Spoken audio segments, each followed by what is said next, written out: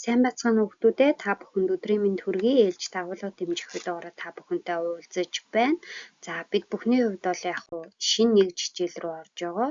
За дөрөв дэх нэг жижээл болох эдийн засгийн онол, эдийн засаг бүлэг сэдвээр орж ийн гэсэн үг. Тэгэхээр өнөөдөр бол багш нь та бүхэндээ эдийн засгийн шинжилгээ ухааны үүсэл хөгжлийн талаар та бүхэнд бол яг хуу мэдээллийг бол хүргэж байна.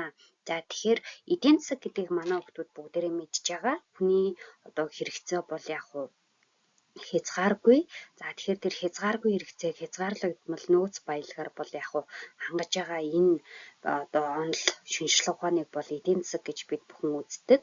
За үгийн үүсэл гарлын хувьд окс буюу өрхөө аж ахуй, хомс буюу хууль гэсэн үгнээс гаралтай.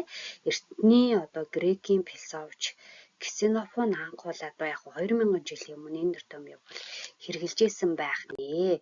За тэгээд багш нь та бүхэн сэтгэлгээний үүсэл хөгжлийн талаар хүргэе. За бид бүхэн өнөөдрийн одоо энэ эдийн засгийн шинжилгээ ухаан үүсэж хөгжих анхны бол яг хуу үүслийг бол эртний грекийн философч Платон, Аристотель нар бол яг хуу үндэслэн томьёолсон гэж үздэг.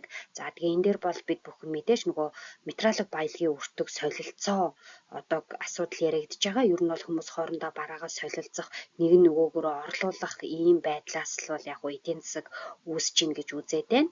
За дараа нь бол яг хуу нийтийн тооллын өмнөх 8000-аас 100000 жил энэ бол нөгөө зах зээлийн эдийн засгийн харилцаа үүсэж байгаа. Хөдөө аж ахуйн бүтээгдэхүүний хэмжээ солилцох энэ нөхцөл байдал бол яг хуу одоо газар тариалан дээр аваад үзэхэд те энэ бол яг хуу бид нар хоорондоо одоо ингээд солилцоо 8 ээж байгаа энэ байдал бол яг хуу хамгийн анх одоо эдийн засгийн үүсэл хөгжил бол яг хуу яригдж байгаа гэсэн үг. За мэдээж тухайн одооны эдийн засгийн хөгжил ингээд цаг хугацааны явцад түгүү хөгжлийн явцад бол мэдээж ингээд өөрчлөгдөд явж байгаа. За тэгээ 12-аас 13 дугаар зууны баруун Европын үед бол мэдээж та бүхэн мэднэ илүү нөгөө шашны үзэл баримтлал номлосон юм үе байгаад байгаа. Тэгэхээр энд бол эдийн засгийн хувьд бол үзэл баримтлал мэдээж шашин ёс суртахууны үзэл баримтлал бол яг голчилсан үе байгаа гэсэн үг. За 14-өөс 18 дугаар зууны үед бол одоо бид бүхний хамгийн сайн мэддэг те нөгөө сонгодог эдийн засгийн онол үүсэж хөгжсөн. Эдийн засгийн анхны сургуулиуд бол бий болсон ийм үеуд байгаа гэсэн үг. За энэ дээр нөгөө сонгодог эдийн засаг дээр бол яхахгүй нөгөө өвөл үзэгдэх гараа Адам Смитийн онол те либерализмын асуудлууд бол яригдж байгаа. Чөлөө зах зээл гэдэг асуудлууд те.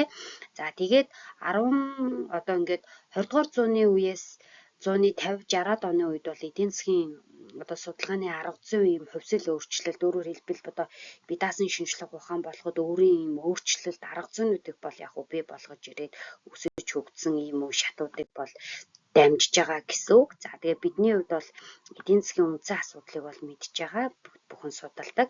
За юуг яаж хийнэ? Өөрөөр хэлбэл үйлдвэрлэл, хуваарлал, зах зээл гэсэн энэ асуудал хүмүүсийн хэрэгцээ, ашиг, тэ худалдан авах эрэлт чадвар байгаа. За тэгээд үүнийг яг ямар төхөөрөмжөөр, ямар түүхий дээр, ямар нөөцөөр хуваарлах вэ гэдэг асуудал яригддаг. За тэгээд үүний дараа хинд юм бэ? Ямар борлуулалт хийж одоо тий худалдан авах хүмүүсийн чадвар яг ямар байгаа юм бэ? Хүмүүсийн орлогын хэмжээ юу юм бэ? Яг ямар маркетинг хийх юм бэ гэдэг бол яг энэ бол эдийн засгийн үндсэн асуудлууд болж яг тавигддаг байгаа. За тэгээд бид бүгний хувьд эдийн засгийн шинжилгээ ухааны хувьд тий хамгийн чухал зүйл бол эдийн засгийн онолууд байгаа. Тэгэхээр энэ онолуудыг багш нь гол үзэл баримтлалыг бичээд гол төлөөлөгчдийн дэлгэцэн дээр бас харуулсан байна. За маркетинг одоо нөгөө бид бүхний хувьд одоо нөгөө арилжаа гүйлгээний хүрээг илүү гүнзгийрэн судалсан хамгийн анхны одоо үе онлын үе байгаа мэл да. Улс орны баялаг гүйлгээний хүрээнд бий болдог. Тэгээ үндэсний баялаг нь мөнгө гэж үзээд гадаад худалдааны ашигтай баланстай улс гүрэн бол яг баян байна гэж үзээд байгаа Колберг маркетинг байна гэсэн үг. За PT ер нь бол гол төлөөлөгч нь илүү яг PT байгаад байна. За энэ дээр бол яг мэдээж гадаад худалдааны ашигтай байдлыг чухалчилж байна. За позикратизм за энэ дээр бол гол төлөөлөгч нь илүү Мирабо, за ВД гэдэг одоо төлөөлөгчд байгаа гэсэн үг. За илүү энэ дээр бол улс орны баялагын хөдөө аж ахуй газар тариаланд бүтээгддэг юм аа. Газар тариалангийн хөдөлмөр бол яг жинхэнэ хөдөлмөр гэж бол яг үзээд байгаа. За тэгээд төр бол эдийн засагт маш бага оролцох ёстой гэдгийг бол илэрхийлдэг юм онол байгаа. За дараа нь бол эдийн засгийн сонгодог онол. За бид бүхний хамгийн сайн мэддэг Адам Смитийн үйл үзэгдэх гарга гол төлөөлөгч нь Адам Смит, Рикард та нар байгаа. Хөдөлмөрийн хуваарьаар хүмүүс зөвхөн ашиг хонжоо хайж аж ахуй харилцаанд ордог. Тэгээд хүмүүсийн одоо бидний энэ ашиг хонжоо хайж байгаа энэ үйл ажиллагаа нь өөрөө баялагийг бүтээд юм аа гэдгийг бол илэрхийлж байгаа. Өөрөөр хэлбэл бид бүхний бас сайн мэддэг харьцангуй давуу талын онол бол яг хуу энэ сонгодог эдийн засгийн үед бол яг үүсч өгцөн гэдгийг илэрхийлж байна. За шинэ сонгодог онол мэдээж Маркс ажилчдын бүтээсэн хөлсний одоо хөдөлмөрийг капиталистууд мөлжих замаар ашиг олдог. Энэ ашиг нь бол нэмэн өртдөг юм а гэмээр үзэж байгаа. За тэгээ нэмэн өртөг дээр бид бүхний хувьд бол яг хэр их нэмэн өртөг одоо шингэн тэр тусмаа л бол яг ашигтай байх байдлыг ашиг тусаа өгдөг нэг ашиг чанарыг бол яг илэрхийлж байгаа. За Кейнсизм гол төлөөлөгч нь мэдээж Кейнсэн. За тэгээ эдийн засгийн хямрал болон ажилгүйдлийн зах зээл аяндаа өөрөө одоо ажилгүйдлийг бол аяндаа үгүй хийж чадахгүй. Тийм учраас ер нь бол энэ одоо ажилгүйдэл эдийн засгийн хямралыг бол төрийн зохицуулалтаагаар одоо би одоо үгүй болгох ёстой. Өөрөөр хэлбэл одоо төр оролцсноороо эдийн засгийн өр өгөөжтэй байдлыг хангаж чадна гэдэг ийм шин санааг бол гаргаж ирж байгаа гэсэн үг. За дараа нь бол монетаризм татвартай байдлыг бий болгох механизм бол өрсөлдөөн гэж үзэж байгаа.